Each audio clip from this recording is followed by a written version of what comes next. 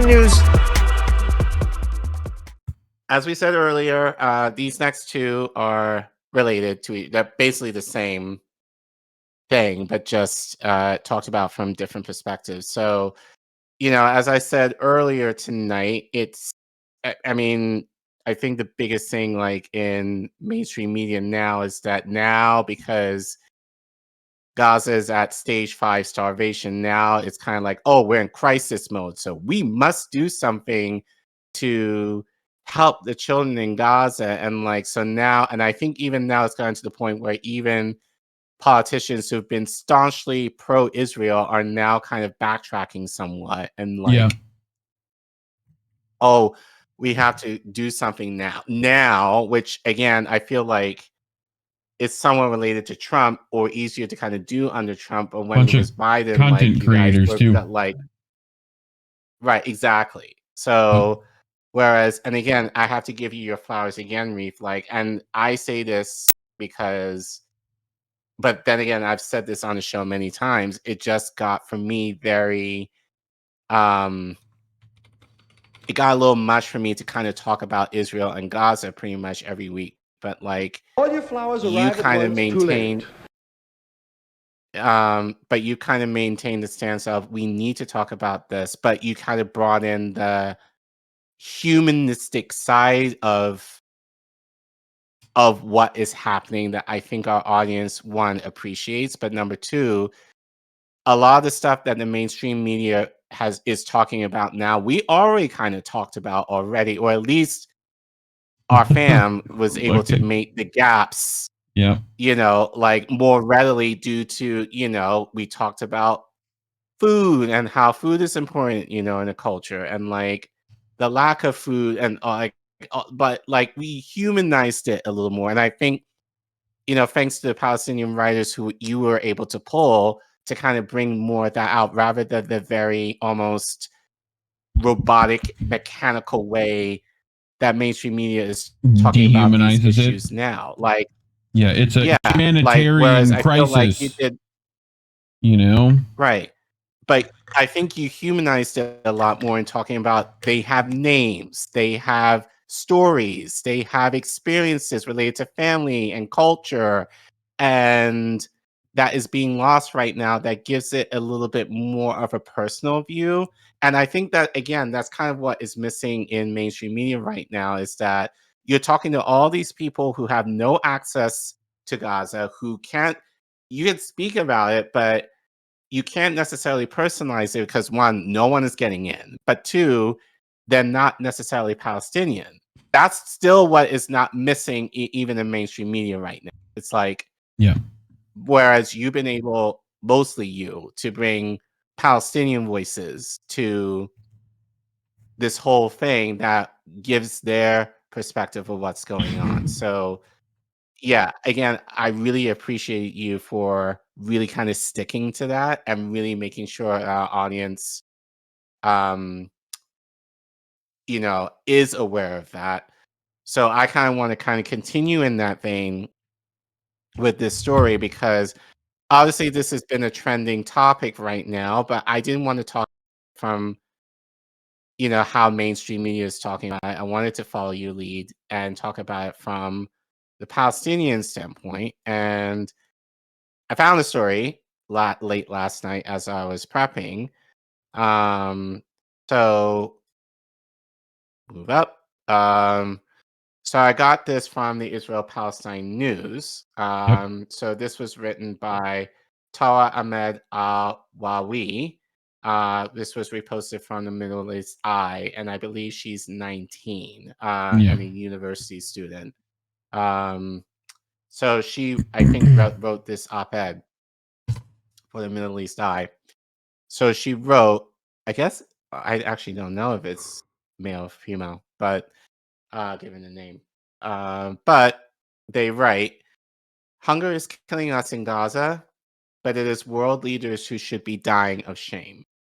I take my final exams on an empty stomach with a fogged mind and a weakened body as prices skyrocket and Gaza is starved to death while the world watches in silence. So obviously we talk at least right now in mainstream media talking about the babies and children, which is all true, Yeah. but I think it's also just as valid to hear from a young adult standpoint of which I'll get more into it later, but kind of giving the connotation of, oh, we must help the children, as if you're minimizing everyone else who Yeah. needs food as well. So that's kind of my.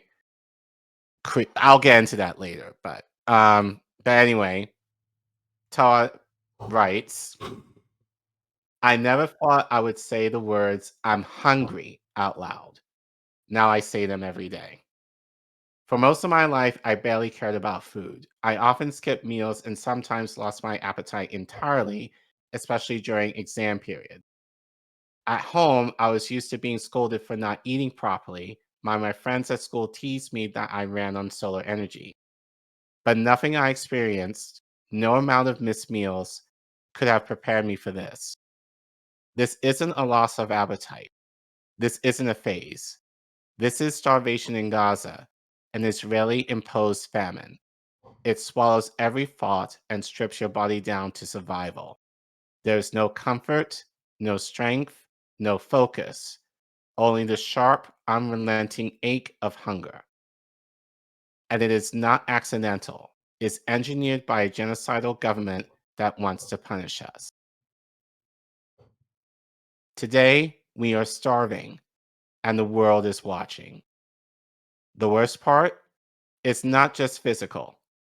Hunger has taken over our minds. It's all we think about. Not our studies, not our futures, just food. How to find it, how to pay for it, how to survive. On Friday, 18th of July, this was the cost of basic food items in Gaza. So, again, these are just things that you would have in your pantry or things that you can allegedly easily get. Right. So, a kilogram of flour, 200 shekels, which equates to $60. Yeah. Kilogram of sugar, 400 shekels, $120. That's about what? Like half a pound, Yeah. just to give some context. Little. About half a pound, like a Yeah. Something little like that. over half a pound. Yeah. Like $120 for a half pound of sugar.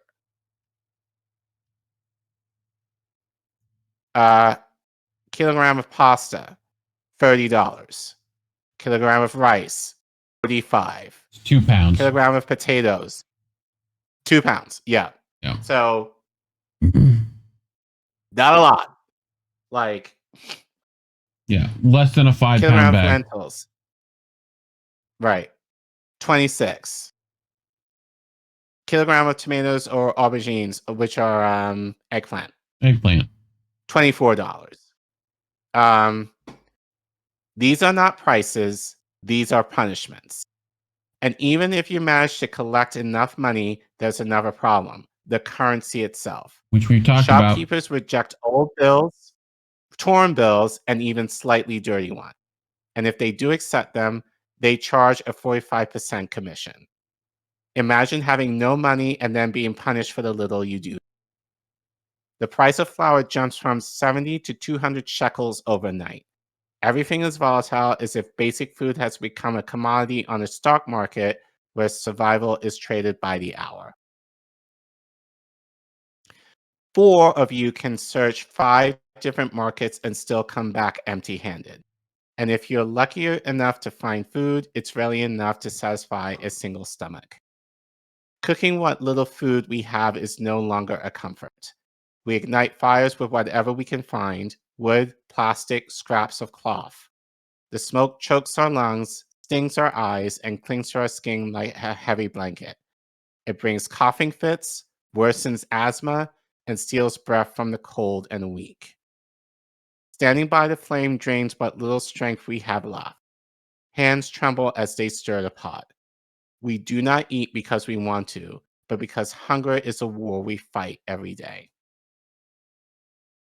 New figures are announced each day, and every one of them represents a real child, a real death.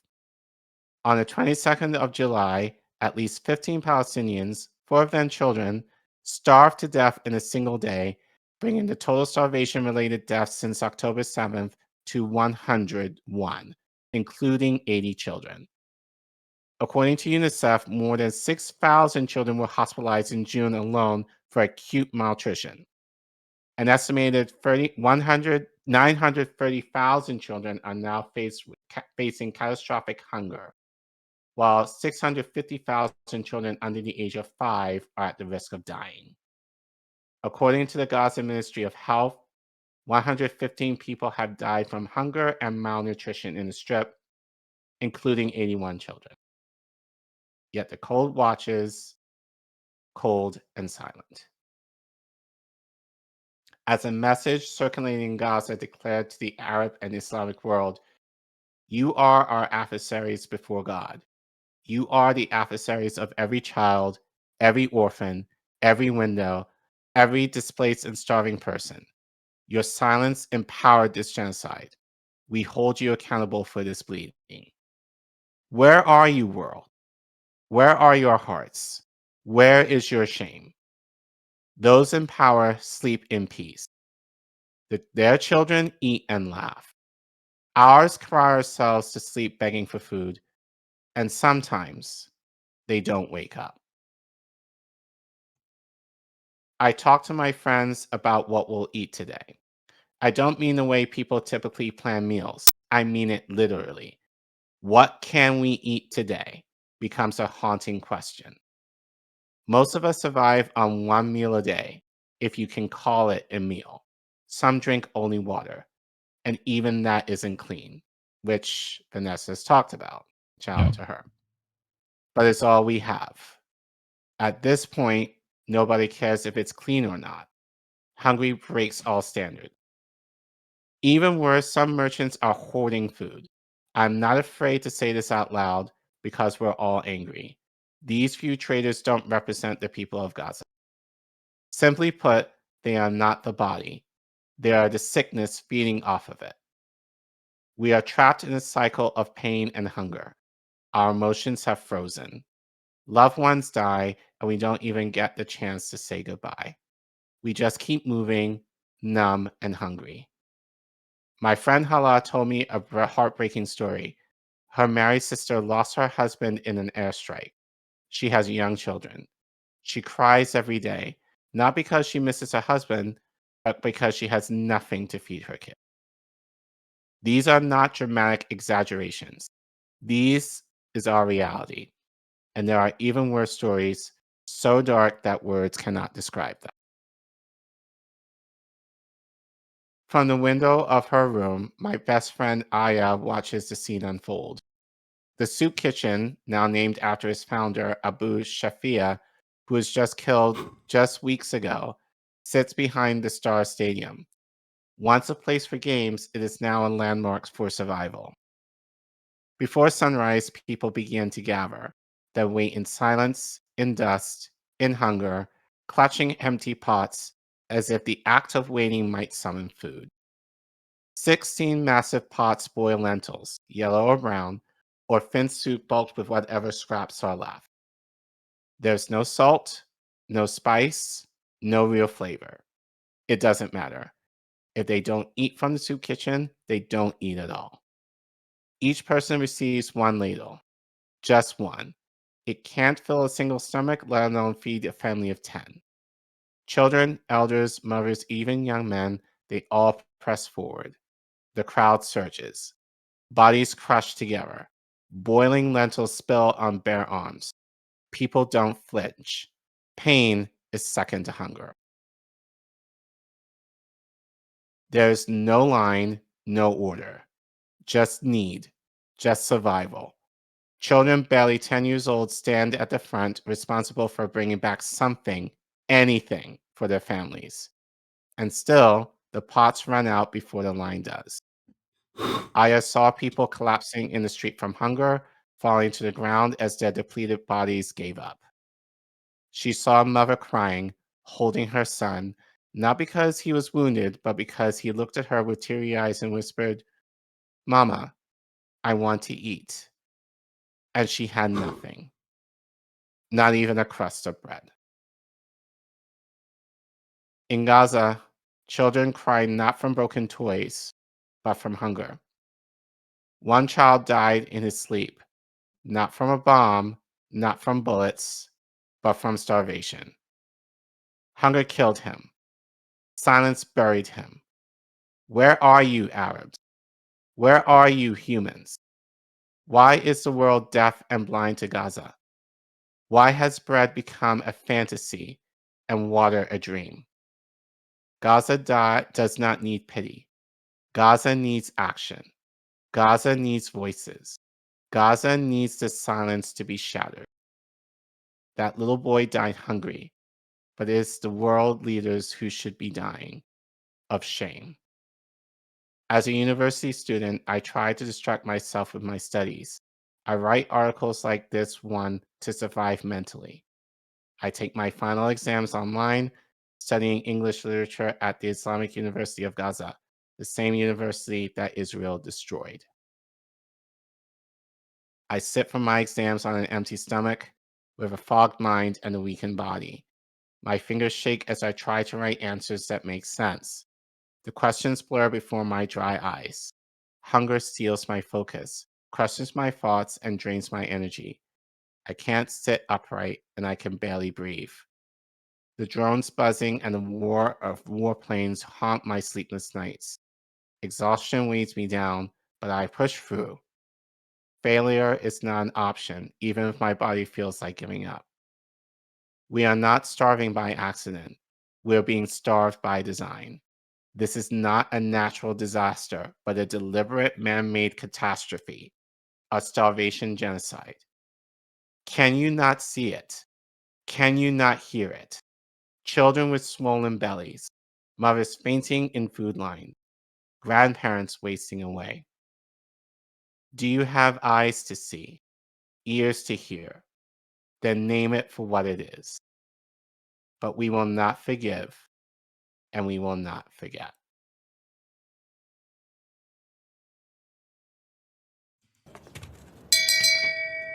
Shame. Shame. Shame. And I just have a couple of thoughts, but honestly, I don't even want to say them because it's YouTube and it's the internet, and people can easily look. I don't want to be called a hater, because I'm not, and I'm not going to get into specifics, but you guys can fill in the blanks. There's certain people who are trying, and I want to be fair, within their position, it's probably the most that they can do. But at the same time, I also feel that certain people with the positions that they have are using this opportunity not necessarily for the right reasons. And I feel in their actions, while it might seem noble, it's kind of minimizing the need in certain ways. And this, as Tawa said, this is a catastrophe. I won't even call it an emergency. This, whatever is the next step up for an emergency, this is what this is right now. And, going back to, look, the thing is, again, I watched the Breaking Points interview that Crystal did with Senator Slotkin, and people are praising Crystal for, the interview. And the thing is, I understand why people are praising her, Bare but at the minimum same positions time, do not deserve praise. Thank you. well, I'll That's say my this. TED Talk. Well, I'll say this. Crystal, like all of us, are not in the position that a lot of our politicians have to actually take action against Israel.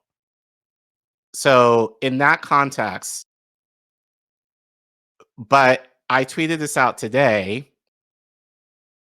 there is no point in talking to these politicians thinking that they have a conscience and thinking that your words or you can appeal to their humanity. And Kwame Ture said it best. In order for nonviolence to work, your opposition must have a conscience. Our government has proven over the, well, really for the last few decades, especially with this issue, but definitely within the last couple of years and change. They have no conscience regarding what's happening to the Palestinians, because if they did, something would have happened. Would have already yesterday. happened. Yeah. Exactly.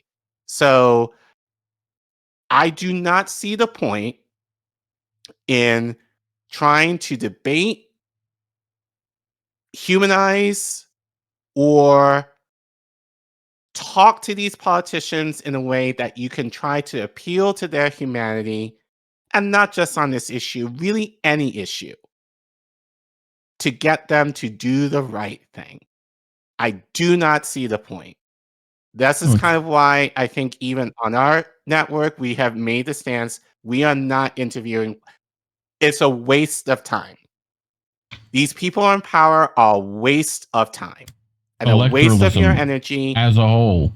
Right. A waste of energy. And quite frankly, look, Breaking Points is going to benefit off of this due to views and clicks. Because as you said, Crystal did the bare minimum of what commentators, journalists are supposed to do. But in the grand scheme of things, this interview is not going to change the situation of what's happening in Gaza. And that's what makes me infuriated, because we talked about stories like, well, especially you've talked about stories like this for well over a year. And I feel like it's only now that people are now getting, oh, we're in catastrophe mode, so we must say something about this. And they're only saying something about this because, especially among Democrats, this issue has been rated, like, polling very high on people's minds. So they know if they don't say the right thing, that's really their jobs right now. That's the only reason why people are caring about this a little bit more, because it will affect their position. Whereas, again, this is a 19-year-old, and granted, it's not a child, but he or she is talking about her hunger pains. And they probably are. They just study. got out of university. They're a child still, like, right. Young adult, whatever, but barely, Right. And then even, and I'll get to this, because this, and I saw the interview, and this infuriated me to know, this part especially, like Slokin mentioned, like, because Crystal, again, trying to appeal to her humanity, was like, I'm a mother, and I'm seeing these mothers with their starving children. What do you plan to do? And Slokin mentioned, oh, I've been talking to Jewish rabbis and Islamic leaders, and they are making the decision to send baby formula over to Gaza. That's what I'm working on right now. Lady, the problem is mothers are dying. How can you send fucking formula when the babies themselves do not have mothers to give it to them, if they're even lucky to give it to them? And what about everyone else? So you're going to keep the babies alive for maybe a day, but not this young person who's trying to make something of themselves, hungry, but trying to study, trying to make something of themselves. Isn't their life any more valuable than a baby. And I think that's kind of the thing that infuriates me, because this is a senator who is saying that's the most she can do right now, where you have more power to do a hell of a lot more. Like, I expect like formula and all that kind of stuff. That's something that we would do, but that's the power that we have, not a fucking politician. Like, so you minimize your responsibility and your job in order to try to save Bro, face they're while already trying to fucking give cover to Gaza. they're fucking complicit in 9 ways to fucking Sunday. They can try to fucking lie about it, but we all know they voted for Iron Dome funding. They voted for military funding. They've given Israel every fucking last thing they've wanted, time and time again. Like, 0 politicians can save face over this. Some of them are trying. Don't let them. It's very easy. Yeah, I mean, you shouldn't even be fucking like. I don't even pay attention to them because I already know. You know, like it's time to work outside that fucking system. Like right now is the time for action. That's the one thing that the unheard, and there's only one language the unheard use. So the one thing that I appreciate about that interview was that it was a Democrat that was saying that bullshit, because it's very easy to say that Republicans think that way, and this is definitely a bipartisan issue. Yeah. So so it third just parties kind of can be just as fucking bad on this issue too. So but it kind of just proves to me how useless it is to talk to politicians, to them, to whether green, Democrat, red. Like, it doesn't give stop paying attention to them. Stop paying attention to them. Stop platforming them, because they're going to say or try to say the thing to kind of appease you, but they're not going to necessarily take the action to do it. Like, and that's the thing that makes me mad, is because a lot of people that I know are kind of satisfied with politicians who say the right thing versus doing the right thing. Like, we don't need people to say shit. We need people to actually have balls to do something. Mm-hmm. And so I think this just kind of proves to me that, and no offense to anyone in our space who interviews politicians, but I'm going to be looking at you with a side eye more so now, because they don't do anything. And they don't want to do anything. They only are trying to, again, the electoralism. They're just trying to get your vote. And once you vote for them, they'll wash their hands and say, okay, I don't have to do anything, bought off. So I'm going to listen to what my donors say versus what you might say on your little show. So, yeah. So, again, it just infuriates me that now, I think in a lot of ways, mainstream is playing catch up to the things that you especially have been talking about for the last year.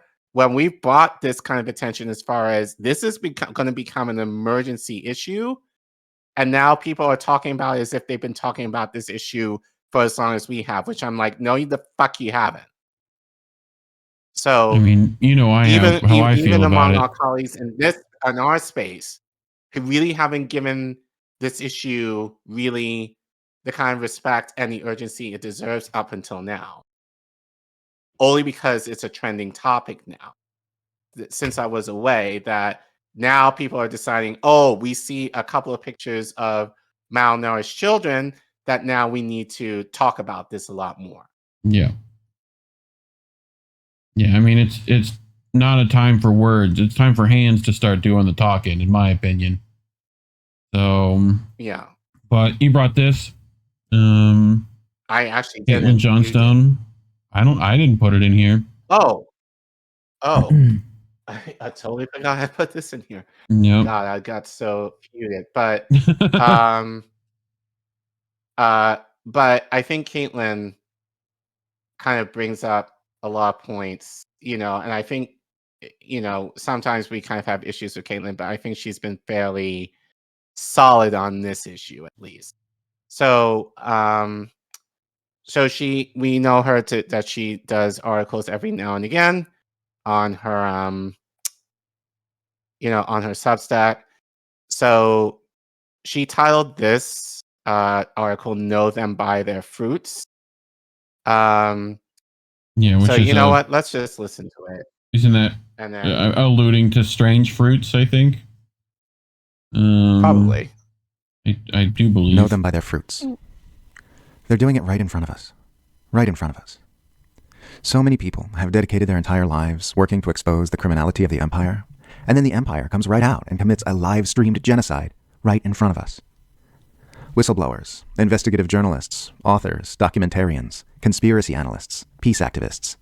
Their whole lives devoted to the task of uncovering the crimes of the undeclared empire we live under and drawing attention to them, saying, look, see, we really are ruled by monsters.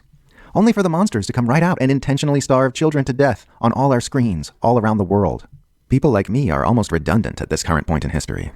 I've been writing about the depravity of the empire for years, thousands of articles and millions of words, and I have never said anything that illuminates the reality of our situation nearly as well as the fact that Western governments and media have openly colluded with Israel to exterminate a group of innocent people because they're the wrong ethnicity. I mean, what could I possibly say about that they're not already saying themselves? The message is already there, fully baked, perfect, complete.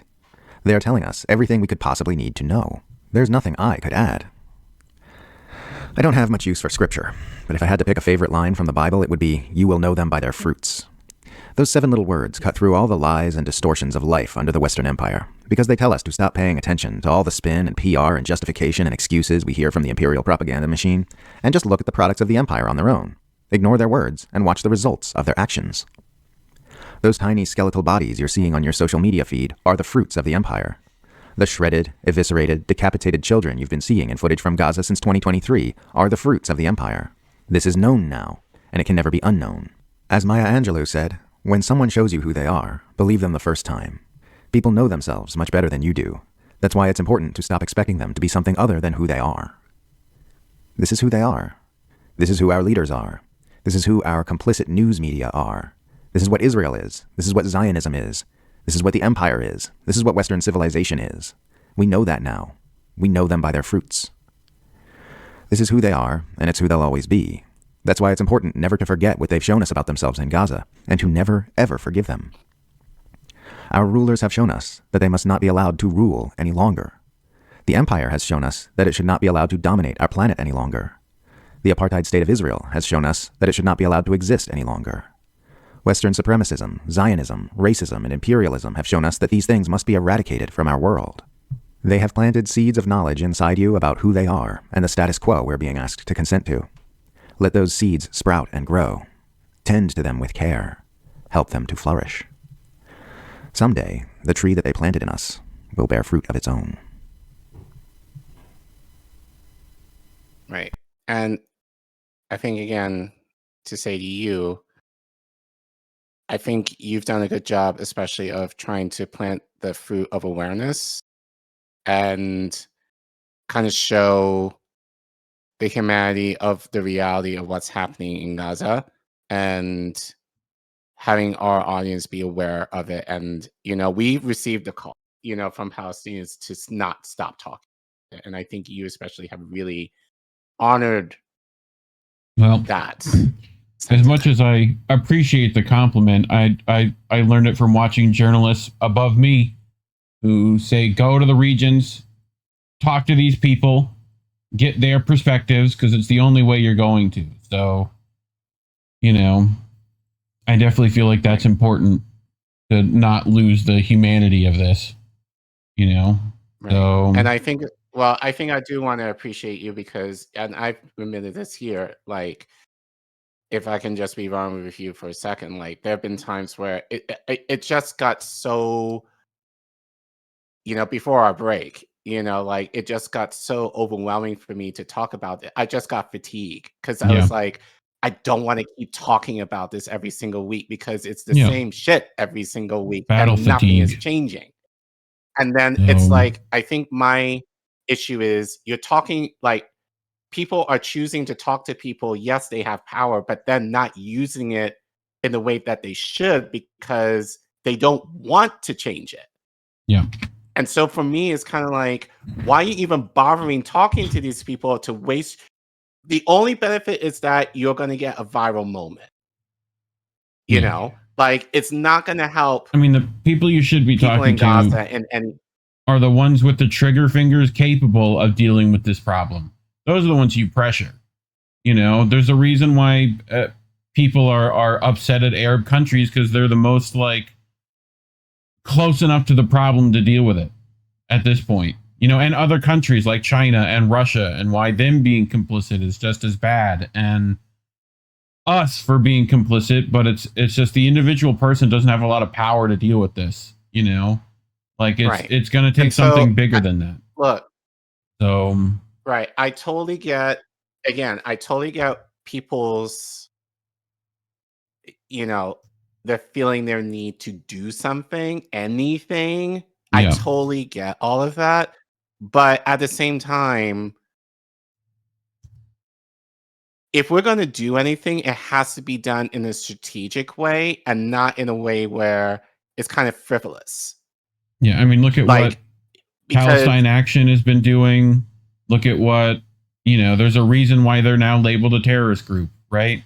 Even though they've harmed 0 individuals and they've only hurt property. It's which property have they harmed? The actual military industrial complex that keeps this going, you know? And to my American cohorts, I suggest learning those actions and copying them, you know? Because there's not much else you can do. So, you know, stay within the legal bounds, you know, but you got to do something. So, right.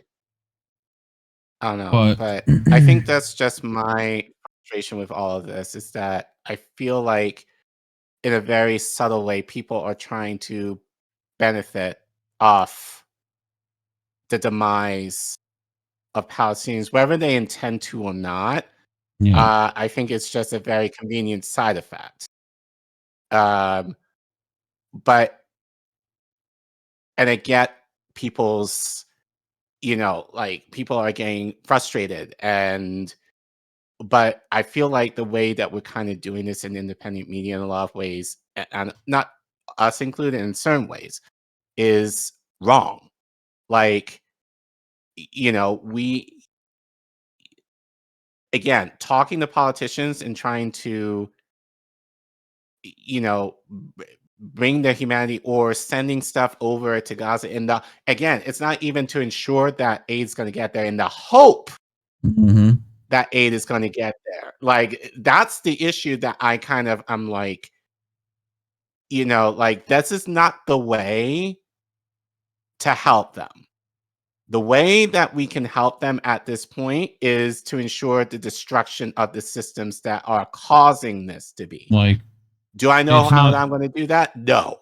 It's not round one patty cake time. Like, it's bottom of the ninth. Like, we got to do some shit. So right. But I also feel like we're not in this country, we're not desperate enough to even help ourselves, much less people in other places around the world. And I think that's what kills me the most, is we're so kind of distraught and distracted by our own issues here that we can't even think clearly in terms of that others who are perhaps worse off than us, but we're not in the position to help them because we're dealing with our own shit here, which some of it is valid, but we're still relatively privileged that we're in a position where we can cause chaos if we really wanted to. And we're not doing it.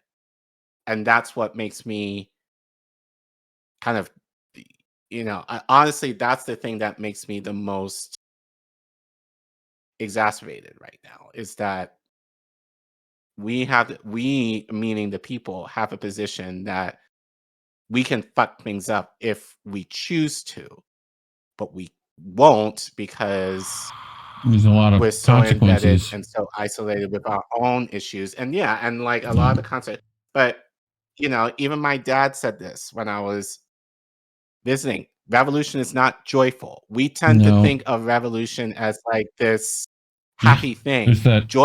Revolution means death. That could be literal death. There's that meme of like, well, violence will never solve anything. Opens history book. Oh no. Oh no. Oh no, no, no. Right. Oh no. Right. Like. Right. The idea of revolution means blood is being shed. So, but we're not willing to go that far. Because it's coming whether we want it to or not. One way or another. Right. So, make sure you're ready. But anyway, I wonder why we're demonetized on YouTube, Collin. I kind of wonder sometimes. Couldn't be talking about revolution could do that. So if you want to help us out anyway, you can scan that QR code on your screen. Go to kodashv.com/Indie News Network. Links are always in the doobly-doo.